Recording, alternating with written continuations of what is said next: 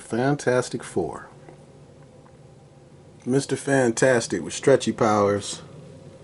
Ben Grimm got turned into a man made of rocks. The Invisible Girl, self-explanatory, she can turn invisible. And the Human Torch, Mr. Hot Stuff.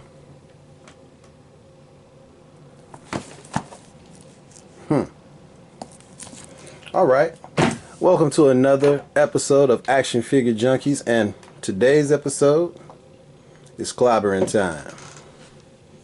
We're going to deal with Ben Grimm and the first family of Marvel, the Fantastic Four. Now on Action Figure Junkies, what we do here is we review the action figures, and this is one of my favorites, Ben Grimm in the blue and white tights. Straight from Yancey Street, it's clobbering time!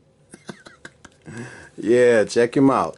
A lot of detail in this. Marvel is one of that's my go-to actually. I'm a DC fan too, but I collect the Marvel action figures. And the detail that Hasbro put into this boy right here, he's a vintage card action figure. So the packaging looks a lot like the old school Toy Biz stuff. But they have really been stepping it up. Check out this. You've got all types of diaphragm joint right there. Ankle bends. 2 points of articulation in the knees. And oh yeah. You can change up the hands. Check that out. Change up the hands. You don't want him to always be grim. You want him to be kind of chill with his family and do a different type of pose.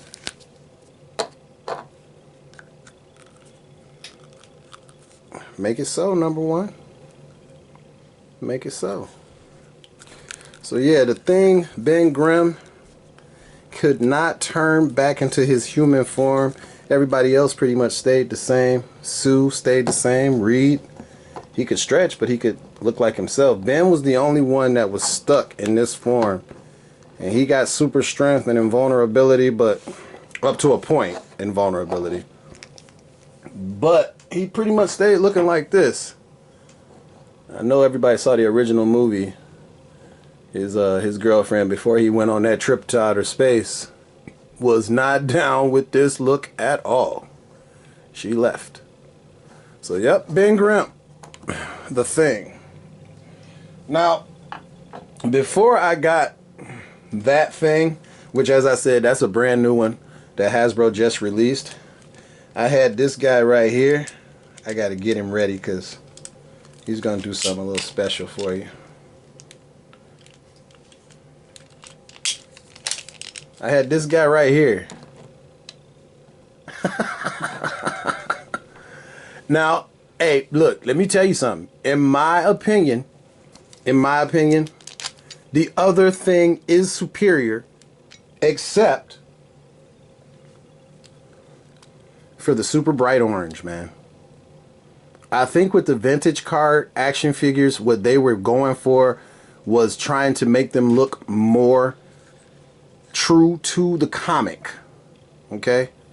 And in the comic, you know, the bright colors is what pulled us in as kids. We saw orange Thing, but this looks a lot more like rock to me. I mean, not the texture. When you feel this action figure, you might not agree with me. I mean, it looks like rock, it feels like rock. But this just is a better, to me, color palette. I don't know. Everyone has their own opinions. But me, for my money, I like this action figure because of the interchangeable heads and hands. And of course, the blue trunks. There's some thing butt for you, butt crack. But yeah. In comparison, if I had this with the extra head and hands of this, I would have chose this. That's just me. That's just me. But I've had this for over a decade, and you know, He kept well. He kept well. And moving on, let's get to the next guy on the list. Let's go to Reed. Now, I have a very different Reed Richards. But this Reed Richards is actually the absolute best Reed Richards action figure that I've ever owned. I've owned 3, and I still have 2. The other one, of course, has the stretchy arms, and they are bendable, they are articulated, but this is classic. When I look at my comic books and I look through Secret Wars and all my older comic books, these are the outfits that they wore. This is it, man. Again, Hasbro, great effing job, bro. Great job. And then, hey, if you wait, there's more. If you really want to go crazy with it, this isn't actually included. What I did was I took some Falcon hands, and they fit, in case Reed want to really put the brain away and pick the fists up, and really, you know, in case he want to just give it to you, stretch them hands super big like Kamala Khan and smack you up, you could do that. Or, and they did this. This was awesome, man. This is what I'm talking about. The absolute best Reed Richards action figure that they could have given us. What happens is they got the jacket, right? The lab coat. You put the lab coat on this cat, and the arms go in like so. And now you can do that scene from the movie where Reed is all into his creations, and he's ignoring Sue, being dumb. Smartest man on the planet, but being dumb. Look at that, man. That is mwah, chef's kiss. This is the type of action figure that, as a collector, I want to grab. It is comic book accurate. The head sculpt is awesome. You get a bunch of extra stuff with it, so you can pose it and do other scenes from books that you've read. And yes, yes, yes. Dope, dope. Now I'm gonna go and I'm gonna show you something.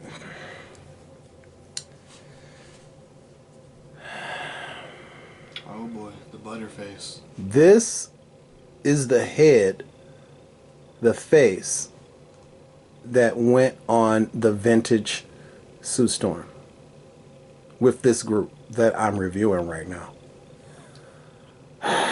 Bruh, butterface. Every reviewer that I've watched has talked about this chick, and bruh, I took it off and put it on the old body, and this one actually matches the Reed Richards that I have. And she has a little bit of translucence right there for invisibility in her hand. And these are a different outfit that they wore in the comics. But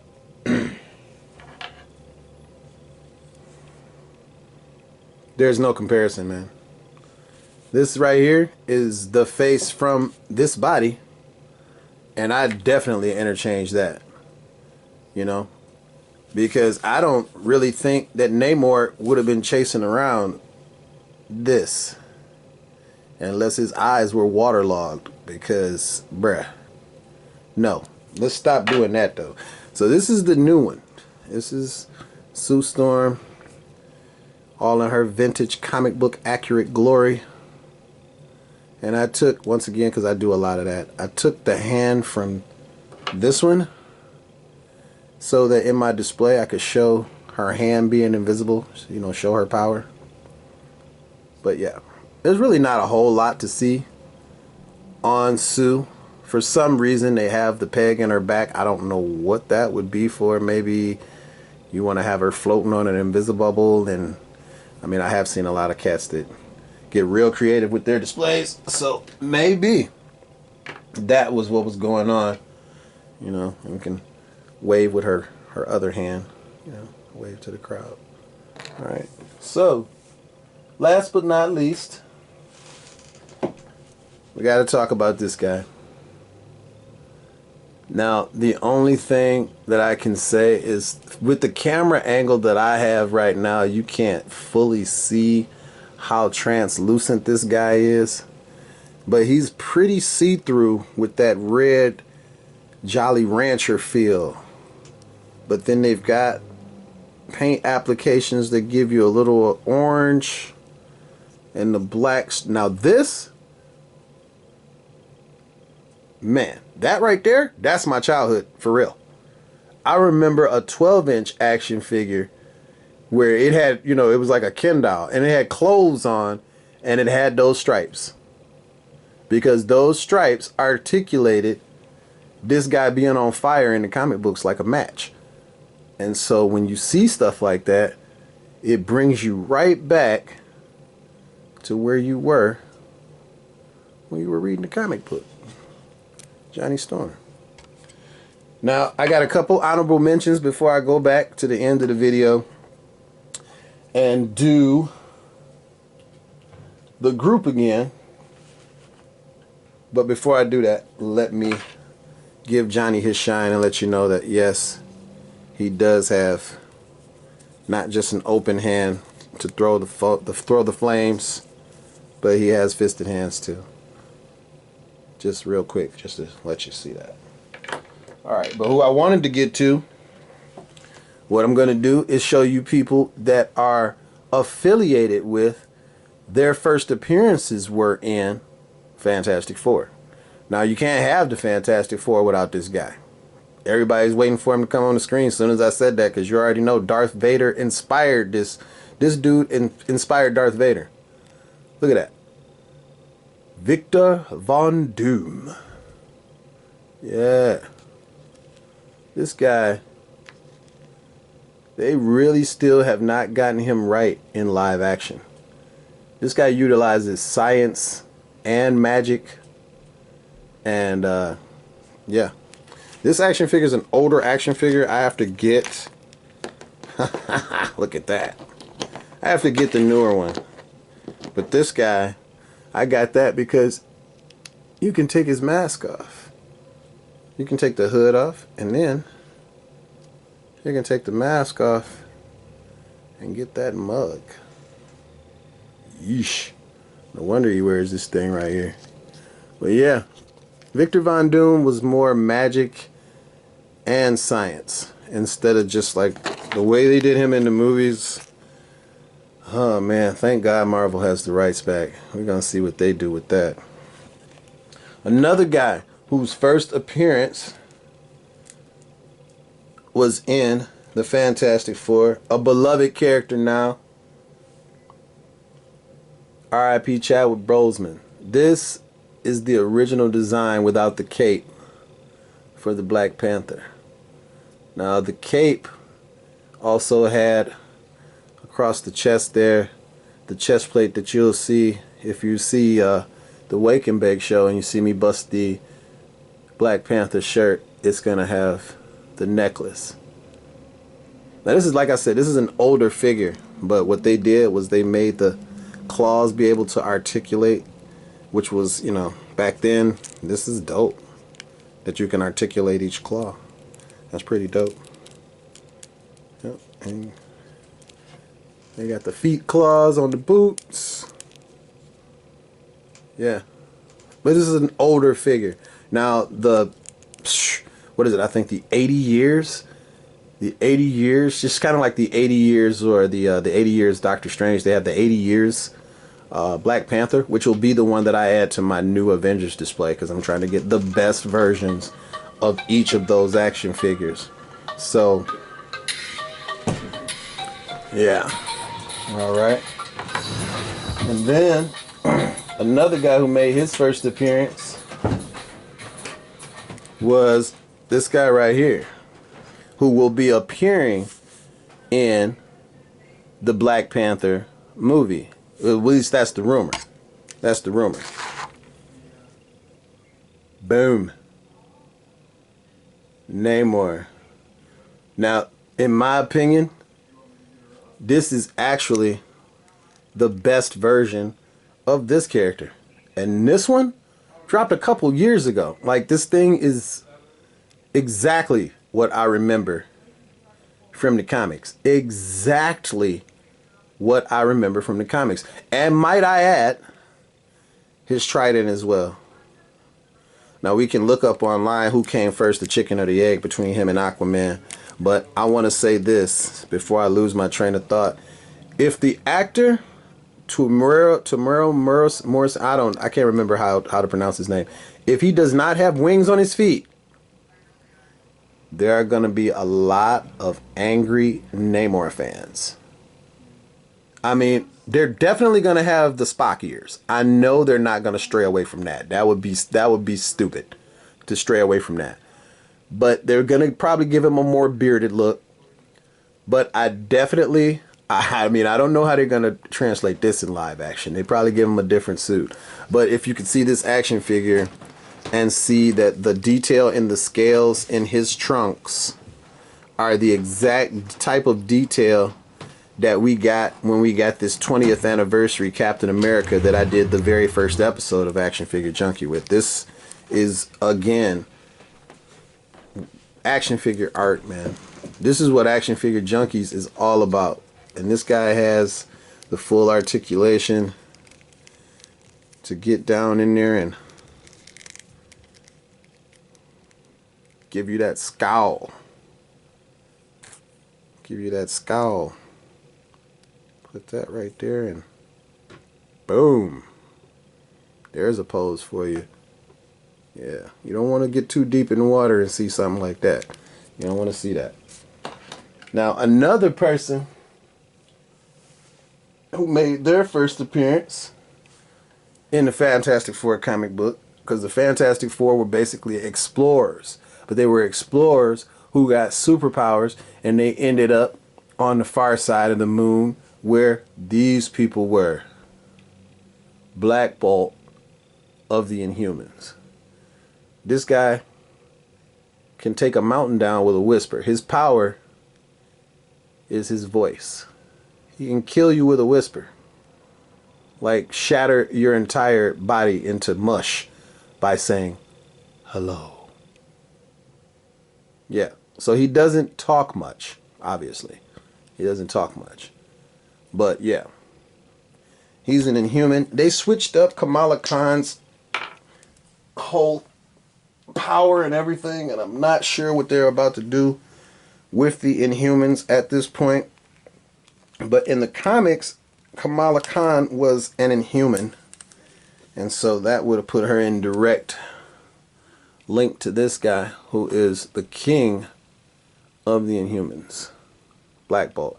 Now what I had to do when I took him off screen was, of course, I gave him a head change. This guy comes with him articulating his power and about to scream at you and turn you into mush, or him just being on some chill, I don't talk much, you don't want me to talk. Yeah. And I got him a while ago as well. I keep all of my figures in really good condition. I'm not one of those guys that can't hold on to an action figure. Now also, earlier I told you this guy, his first appearance was in Fantastic Four, and of course Joker to his Batman. That's right, Klaw, Ulysses Klaw. Now I want you to just go back in your head and remember how he looks in the movie. You know, this guy directed the second Venom movie, but his character is way different in the Avengers video game and in the comic book adaptation of him. I think he's way more interesting. And if they find a way to bring back that character, I hope they go with this comic book look and give him the hand cannon like this. I mean, I like the way they updated it. They always update and give us something a little new for the MCU. But I just really like this guy. Yeah. So Klaw. And the last guy, I do not have Galactus. Galactus is a HasLab project. And I know he's gonna be like $500 or something like that, if not $700. So I probably won't get him. But what I do have, although I don't have the Silver Surfer, I know everybody's waiting on Silver Surfer. I got the guy who didn't turn his back on Galactus. I got the guy who was gonna do his job. Terrax. This guy was a Build-A-Figure. And I cannot remember who all I had to collect to get this guy, but the comic book accuracy is there. This guy is, I think for that time when this one came out, I think that he was probably one of the top Build-A-Figures. Like right now, Colossus from the Age of Apocalypse. That guy is getting everybody's votes because that is dope, and I do have that. But for its time, when Terrax came out, bro, bruh, yeah, and he's pretty comic accurate in size too. If I can get him to stand up real quick. Now you gonna stand up, Terrax? Boom. All right, and now let's put him up against this guy. Oh, that's who wins that fight. All right, now let me give you a quick boom and a boom. Look at that. Those guys are right in scale. Right in scale. Nice. Alright, so this one was all about these particular four. So I'm going to go back to these four and we'll close out the video. I got a couple more videos to do and I know that I am behind. Life is crazy. And I'm filming a bunch of videos and getting music ready and no excuses. Excuses are like, yeah. But let's get these guys together and we'll put the most powerful one up front and center. In case people didn't know, Invisible Woman is the most powerful member of the Fantastic Four. Now, if you didn't know that, let that soak in. Let that soak in. There we go. All right, there's the Fantastic Four. You got Ben Grimm, Reed's in the back of Sue, and Johnny's on the side of his sister. And thank you for coming and checking out another episode of Action Figure Junkies. And we're out.